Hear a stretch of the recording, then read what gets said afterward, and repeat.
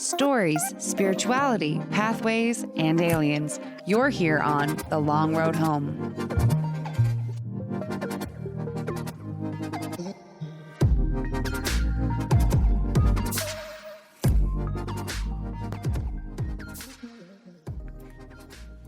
Hello, everyone. Hello. I'm Chad. And I'm Emily. Welcome to the very first episode of The Long Road Home. The Long Road Home. This was all recorded in one take and didn't require any editing whatsoever. No pressure. We learned we're really good at this. Yeah. So this podcast is for people who have always been interested in the more mysterious corners of the universe, but maybe you never knew where to start. Yeah, we really didn't. we sure didn't. No. Well, we've always been interested in things like spirituality and UFOs and the occult, but honestly, we've never done any really deep dives up until now, and we decided to make this podcast. So just dabbling till now. Yeah, so we're going to be learning with you about all these things, and we're going to build a foundation for all the stuff that we're going to talk about in the future. Yeah. So what's the first thing we're going to talk about, Emily? The first thing that we're going to talk about to kind of lay this solid foundation is gray aliens. Gray aliens. Gray aliens. What are gray aliens? Who are gray aliens? Where are gray aliens? Well, I'll tell you where gray aliens are. Everywhere. They are. Just everywhere, scattered throughout They're history. in your home right now. You turn around. Look behind you. Well, yeah, I mean, specifically since around 1893. But if you've watched... Well... That's only if you don't adhere to like Ancient Aliens. Ancient Aliens. I think it was season 4, maybe episode 7. I'm totally guessing, but it was the Gray Aliens episode. And they kind of said that gray aliens they speculated that gray aliens have been around as long as humanity itself has been around. Could be. Could be. Who knows? Well, apparently there are different depictions of gray aliens in artworks and cave paintings from South America to Egypt to Africa. But I'm not really sure how I feel about these quote unquote gray aliens. They definitely didn't look like your average depiction of gray aliens that we know and love today. Well, according to Alien Wiki, researchers and enthusiasts attempt to separate grays, zetas, Orions, and browns. We're not going to get any of those in an effort to create a taxonomy when they're really one and the same. So there's different types of grays is what they're saying. But they're all grays. But they're all grays. Okay. A rectangle is a square, but a square is not a rectangle. Okay. Is that right? Okay, yeah. Is that the saying? Yes, that is the same. Could be. You got it. Well, I guess that's something that I have to accept. But for now, we're going to start our gray alien history in 1893 with the one and only H.G. Wells. Yeah, and if for some reason you don't know who he is, extremely famous science fiction writer H.G. Wells. He wrote The War of the Worlds, The Invisible Man, God, what else? The Time Machine, The Island of Dr. Moreau. Things like that. Oh, and the first men in the moon. First men inside the moon. Not on the moon, inside of it. H.G. Wells was also a renowned futurist, which a lot of the science fiction writers of that time kind of were. Wells himself foresaw things like tanks and aircraft, space travel, and even the things that we know as gray aliens today, kind of. Well, yeah, interestingly enough, he did attempt to predict what humanity would look like in the year 1 million. So he wrote an article. I think he was around age 27 when he wrote this. It was in 1893. So really before any of his well-known novels came out. The article was called Man of the Year Million. And in the Man of the Year Million, he kind of attempted to predict what humankind would look like. And what would they look like? So this is what he said. The descendants of man will nourish themselves by immersion in nutritive fluid. They will have enormous brains, liquid, soulful eyes, and large hands on which they will hop. That's sorry. dumb. I'm sorry. The hopping is what gets me. We will continue. No craggy nose will they have, no vestigial ears. Their mouths will be small, perfectly round aperture, unanimal like the evening star, whatever That's that the means. North Star, right? Yeah, but he's comparing their mouth to the North Star. Perfectly round. Perfectly round. Okay, all right. I don't know. Their whole muscular system will be shriveled to nothing, a dangling pendant to their minds. The funny thing is that the editors the editors at Punch, which published his article, found this prediction hilarious, and they ended up accompanying it with a sketch of these lopsided future humans. So we will post that sketch on our Instagram page at _LRH_pod. But essentially, they thought that these characters kind of, or this future human looked like a tadpole, but instead of a tail, he has just little hands dangling off. It's really his large, terrible. oversized head. It's so stupid. So you'll see that one is in a pond there. He's swimming around, and the other guys, I assume, are just hopping around, enjoying themselves. It's dumb. I don't like it at all. But this is the first really depiction that we see of Greys. Now, the bodies themselves don't look like what we know Greys to look like No, today. they got no legs. They don't have legs or I bet they're strong bodies swimmers. or That's why he's in the swimming pool, because they got no legs. just paddling with this little, or not little, giant hands. But the Monster head, hands. you'll notice that the Claws. head and eyeballs are very similar to like right here, what's on my shirt. This little guy. She has an alien on her shirt. I have a gray alien on my shirt today in honor of this podcast. So that is the first depiction in writing that we see for gray aliens. The next time that we see something similar to a gray alien depicted is in Dun Okanda Farren. Anaconda Farren. Dun. That's not right. Den Okanda. Swedish.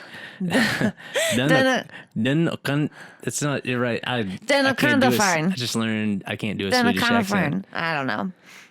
It's also the Unknown Danger by Gustav Sandgren, published in 1901. He's a Swedish author. Can I try Swedish? In which he describes the race of extraterrestrials. The creatures did not resemble any race of humans. They were shorter than the average Japanese, and their heads. It was a different time.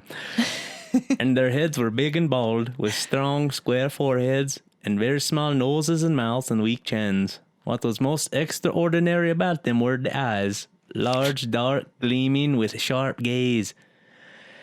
They wore clothes made of soft gray fabric, and their limbs seemed to be similar to those of humans. The novel aimed at the younger... Right there at the end of it.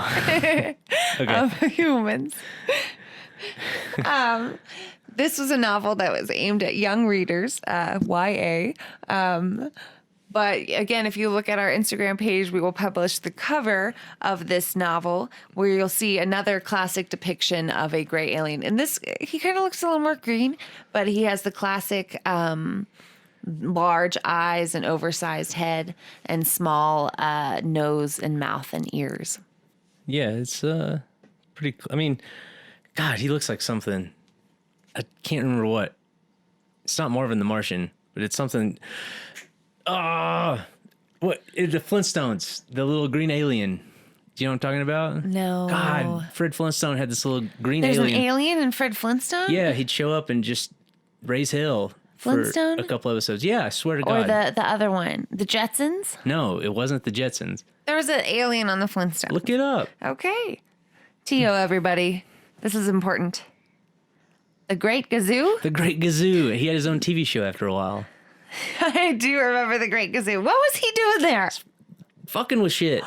Just messing around. He was like a spirit. Only Fred Flintstone No, could he see him. does Maybe have Fred the large- Flintstone schizophrenic. Maybe. Hot take. Hot take. Hot take, everybody. Maybe none of those He dinosaurs doesn't. were He real. doesn't necessarily have the large eyes. He doesn't necessarily have the large eyes, and again, this character has a large nose. But in Dun Okanda Farren, he kind of looks like our classic gray. He does. And that man has a sweet, sweet space helmet. So the next time we see a gray alien-like figure in history is around 50 years later in Brazil. we meet Antonio Villas Boas. The year is 1957, and he's our first abductee in Brazil. We will get back into his actual story of his abduction, but first we're going to talk about his depiction of the Greys. So he described them to be around 5 feet tall, humanoids wearing gray coveralls and a helmet. Its eyes were small and blue, and instead of speech, it made noises like barks or yelps. Me, me, me, me. Can you imagine how terrifying that would be? Just seeing like a small, discolored man just going. He's terrified. I'd lose my mind.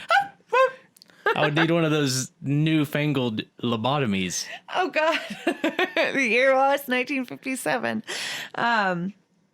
Anyway, he later encountered a female Grey who he described as very attractive, well, and naked. But again, we'll come back to that.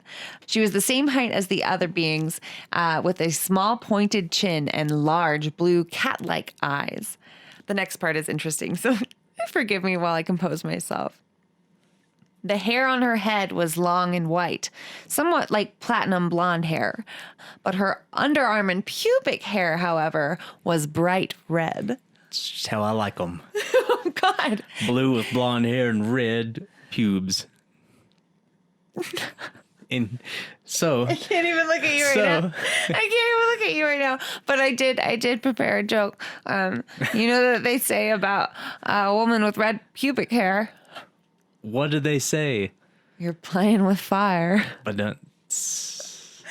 I couldn't decide if I should look up more. I figured that one was bad enough. Now imagine a blue woman going...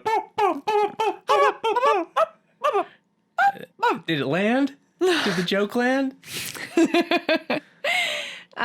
So yes, again, we'll come back to Antonio's experience, but that is what he depicted, the gray aliens that he encountered. Chad, go ahead and tell us about Betty and Barney Hill's description. Betty and Barney Hill's abduction story is probably one that you've heard somewhere. It's definitely one of the most famous ones. There are a couple of different depictions. The one you'll hear most is Betty Hill's, but it's also something that she dreamed. It's similar-ish to what Antonio had to say. So Betty's depiction in her dreams were men that stood about 5 feet to 5 feet 4 inches tall and wore matching blue uniforms. They had caps similar to those worn by military cadets. They appeared nearly human, with black hair, dark eyes, prominent noses, and bluish lips. Their skin was a grayish color. So I have pulled a lot of stuff for later in the show from a book called Captured, the Betty and Barney Hill UFO Experience. In it, I found out that this depiction is not the one that she recounted while she was under hypnosis years later after the actual abduction. So essentially, Betty, after her encounter, blacked out most of it, but had very vivid dreams, and then later pursued a hypnotist. Am I right? Yeah. And then he kind of brought out a more clear description of what she saw. Yeah, initially they weren't pursuing a hypnotist. They were kind of keeping it under wraps, and then this event happens, and we might end up doing a whole episode on them because everyone does one, but it's super interesting and it's really cool. And I mean, really, I feel like I learn something new every time I hear about them. I love them so much. And and a lot of people, there are skeptics, just like fucking everything. And that's why we're here. Exactly. We're going to weed it all out for you. So in her dreams, according to her, the men stood about 5 feet to 5 feet 4 inches tall and wore matching blue uniforms with caps similar to those worn by military cadets. They appeared nearly human with black hair, dark eyes, prominent noses, and bluish lips. Their skin was a grayish color. So that was what she saw in her dream. Yes, that's what she saw in her dream. Eventually, the Hills did decide to go under hypnosis, try and recall some of their memories. During her hypnosis, she brings up several different sorts of beings that she encountered on the ship. Oh, interesting. Mm-hmm. So under hypnosis, Betty revealed that she had seen 11 aliens during the encounter, which is the same thing as Barney Hill. Oh, wait, really? Yeah. Okay, sorry. Yeah, a lot of the recall is the same. It's. I knew that part, but I didn't know that they had the same recollection, or they had recalled the same number of aliens. Yes, they both sort of. It varies from place to place, but eventually they both do come to a similar number throughout the hypnoses. So the 11 did closely resemble each other. They had normal individual differences, but at least one of them was physically different from the rest. He was Diminutive? Diminutive. He was diminutive in size, approximately 3.5 feet tall. His head resembled a basketball, with an enlarged cranial structure but a flat, large-eyed face.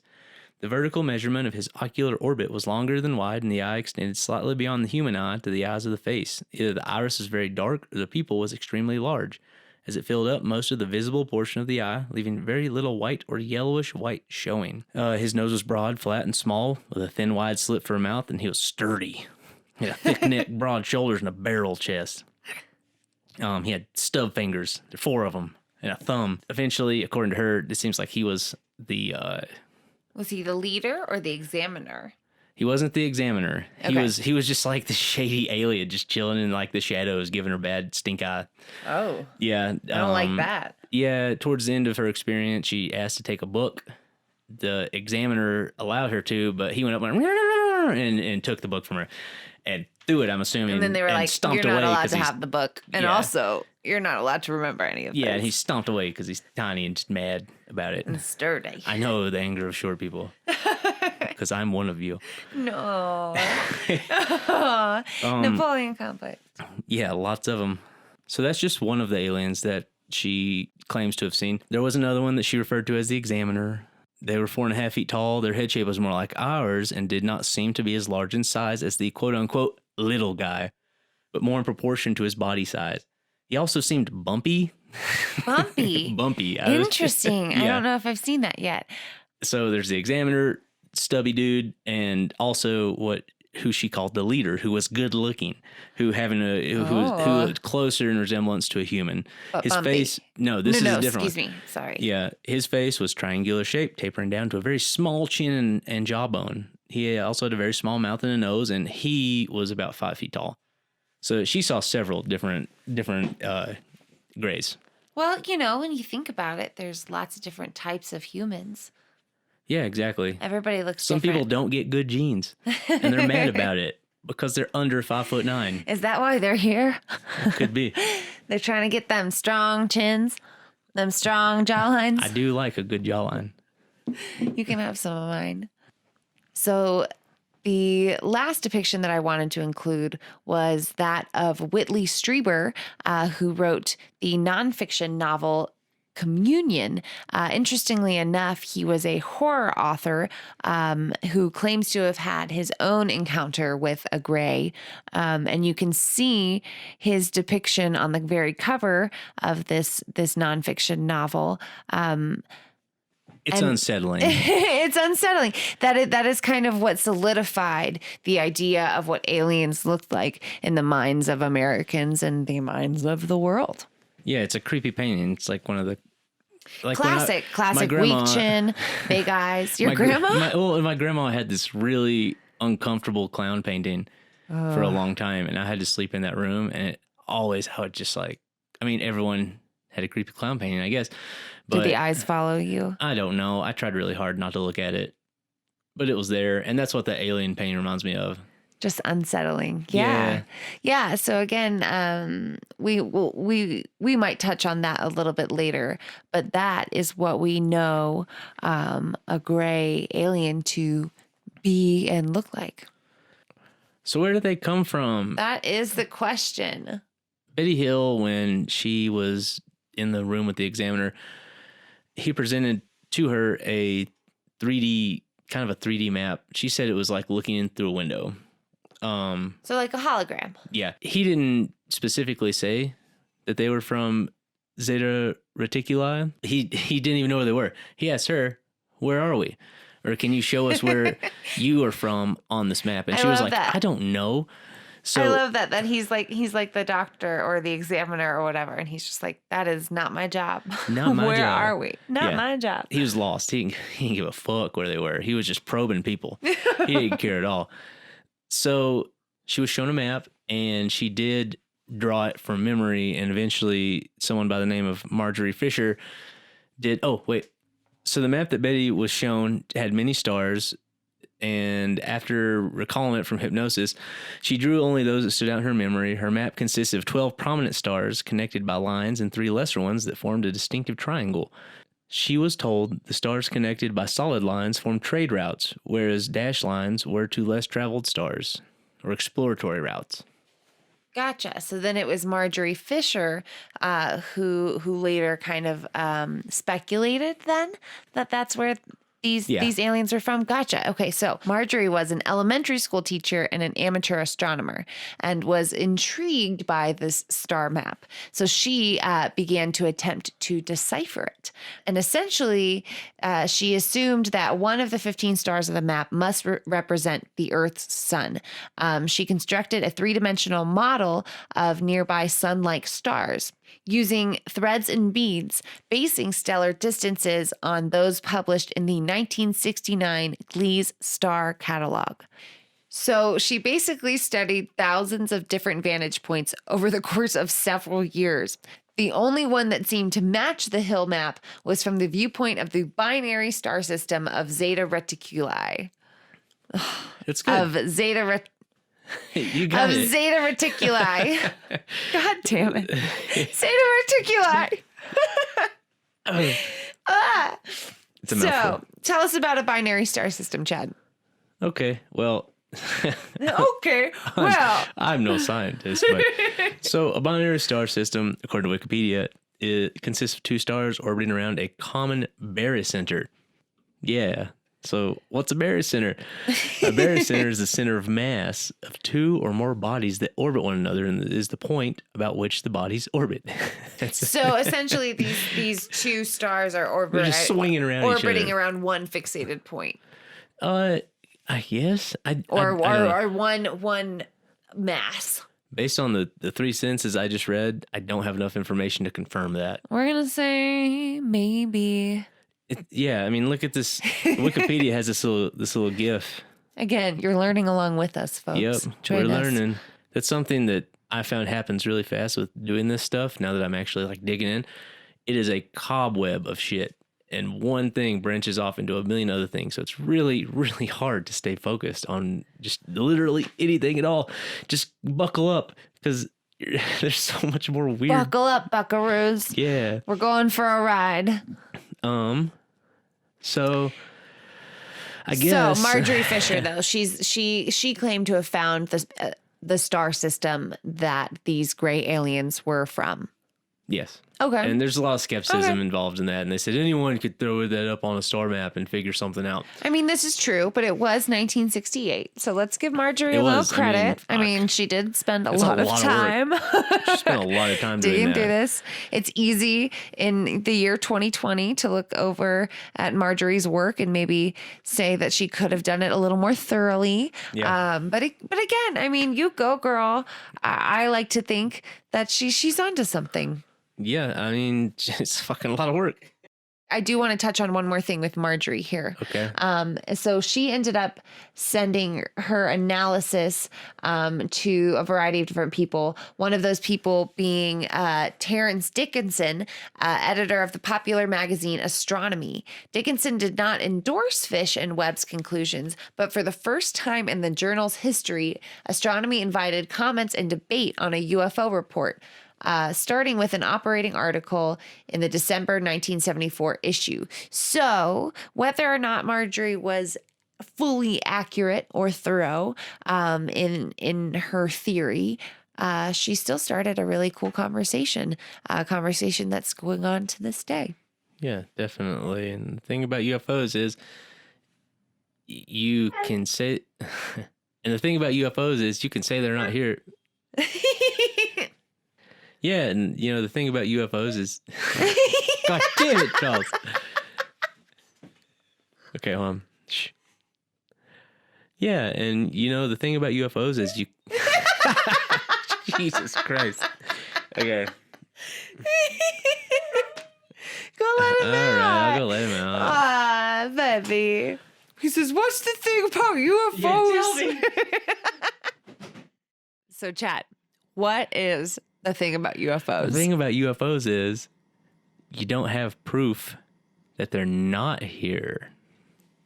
So it's good to have conversations. Interesting. Yeah. I mean, yeah, you're right. Took a long time to get that out. I mean, was it worth it? I think so. Was it worth it though? I Okay. am encouraging conversation. Okay. So yeah, maybe. Could be. Well, tell us a little bit about Grey's in politics, maybe. All right, everyone. I don't know if you knew this. I sure didn't. In oh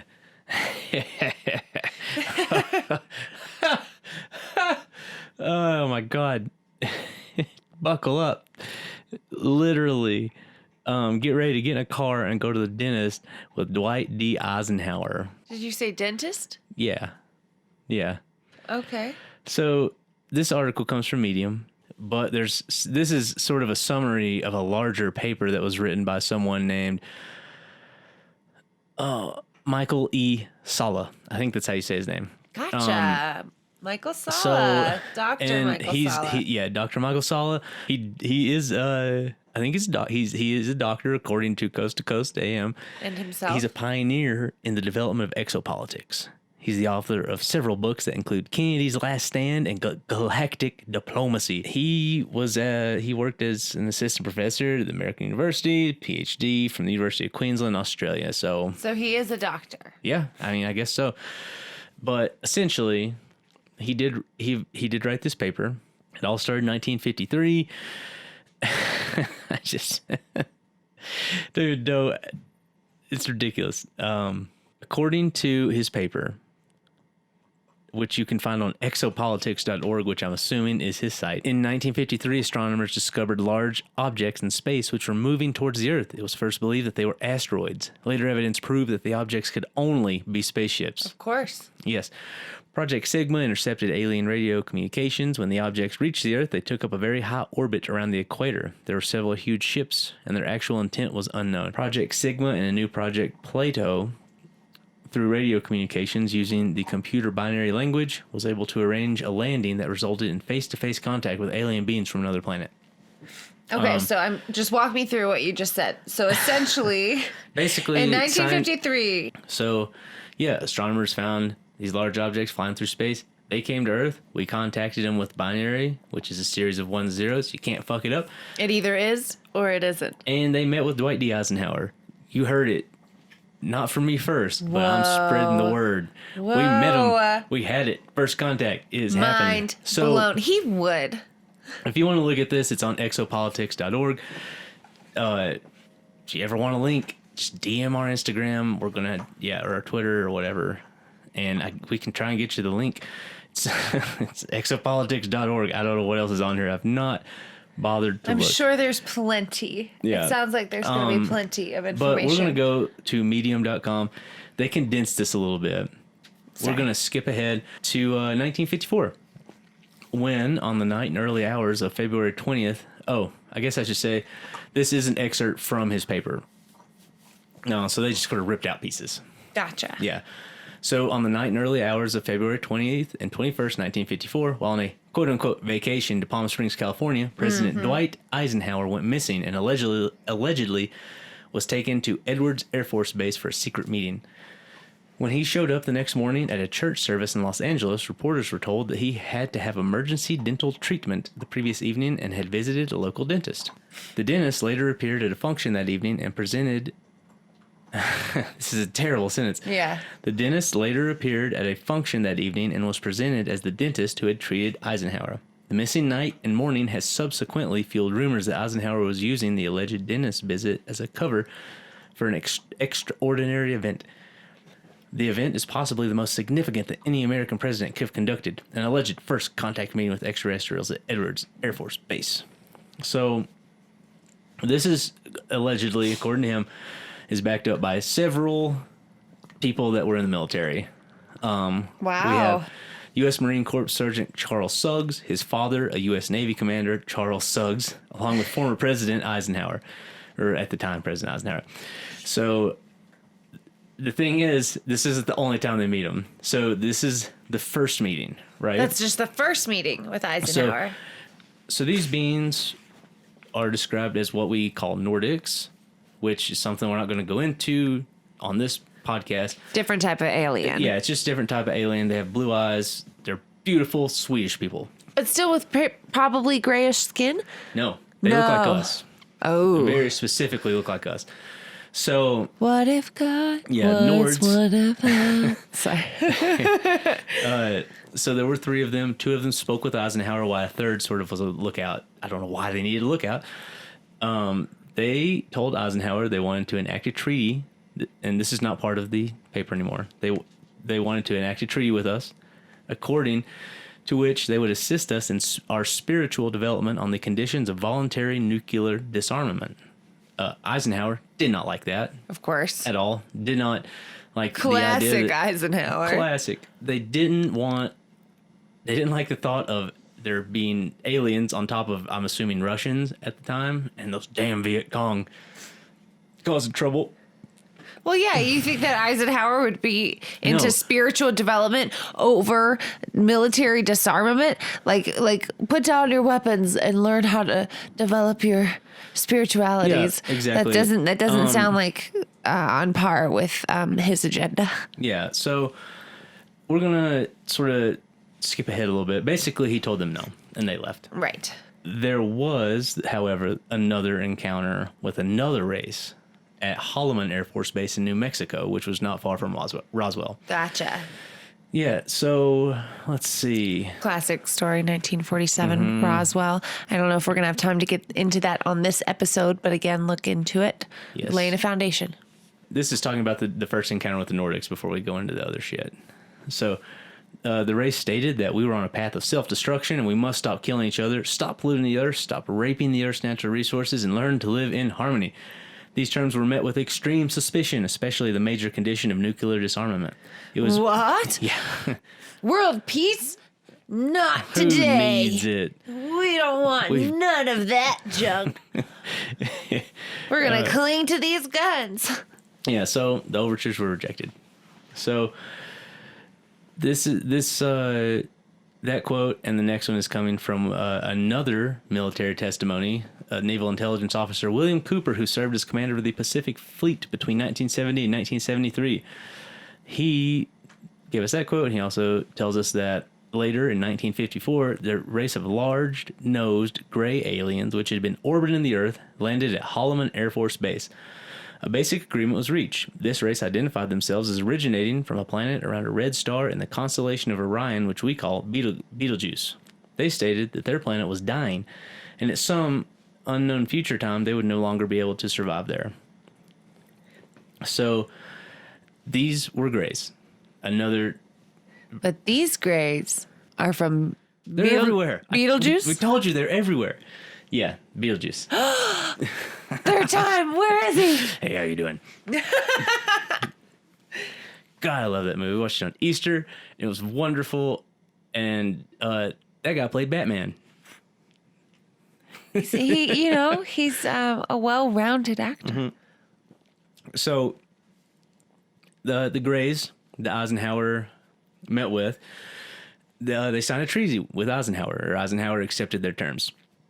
So the deal that they negotiated, according to the deal that was negotiated according to Cooper, is that the beings were permitted to abduct a certain number of humans on the condition that they were returned, and that a complete list of names of those who had been abducted were submitted to the legendary Majestic 12, who I'm not going to begin to talk about because that is a whole nother cobweb of shit that It is goes all the way to the top. all the way to the top All the way to the top.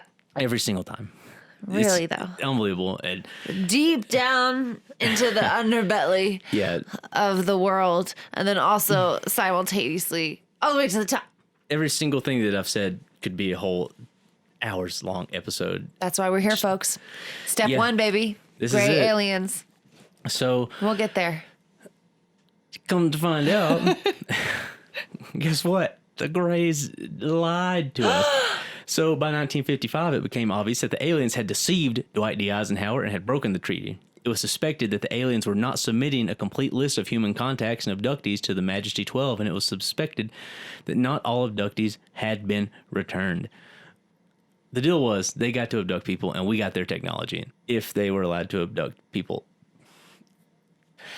Gotcha. So this gets into a whole other theory that I have. Maybe we'll get to on another episode about the very, very wealthy elite just living in a far, far more advanced technological It could be. way than we are today. mean, It's a at technological disparity.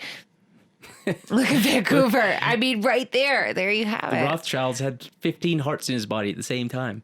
Just pumping blood. Just pumping it. Again, one step at a time. Yeah. Well, we didn't get the technology we wanted. They're abducting people. So, all in all, not a great deal. There's so much ridiculous information on this topic. That's basically the gist of it. I would highly recommend checking out this Medium article. Just search 1954 Accords, Dwight D. Eisenhower, medium.com, something like that. Or you can just go read the whole thing, which is in simple HTML text on exopolitics.org. Dwight D. Eisenhower, Alien Encounters. Look it up. There's a lot to learn. Yes. Well, we will definitely have to get into it on another episode, but for now, we are sticking with great alien encounters, leading us to abductions and experiences, which I guess we're going to have to cover in part 2. Part 2. Part 2. It's a two-parter. We talked for so long. I can't believe it. For really, though. Yeah, we're really glad you guys chose to stick it out and listen to our first episode. And we really appreciate that. Yeah, for sure. We're so happy you decided to check us out on whatever platform you're using to listen to podcasts. And we wanted to let you know that there are going to be tons of different ways that you can interact with us and get more of the content that you're craving. We're going to initially be a bi-monthly podcast, so you can keep up on what's happening with us over on Twitter and Instagram at _LRH_pod. You can also follow us on Twitch at _LRH_pod, where we will be filling in the weeks without a podcast release with a cool way for you to interact with us. This is something that I'm really excited about. We wanted to make a community here, and what better way than to have our listeners join us and watch weird videos, discuss episodes, play games, answer questions, and talk about potential ideas for future episodes. Also, we would love to hear stories from you all. If you have an interesting paranormal experience or you know something about one of the topics that we're talking about on the episodes, you can email us at thelrhshow@gmail.com and let us know, because like I said, we'd love to hear from you. Finally, before we let you guys go, if you've liked the content that you've been listening to today, please go and hit that subscribe button at the top of your page. And while you're at it, maybe give us a 5-star rating. What's it going to cost you? Yeah, that would be so awesome. Leave nice comments. Let us know what you liked, what you didn't like. Like I said, all of it is going to help us into the future, and we would really, really appreciate it. Yeah, that's it. So once again, thank you guys for joining us here on The Long Road Home. We will see you soon. Bye. Bye.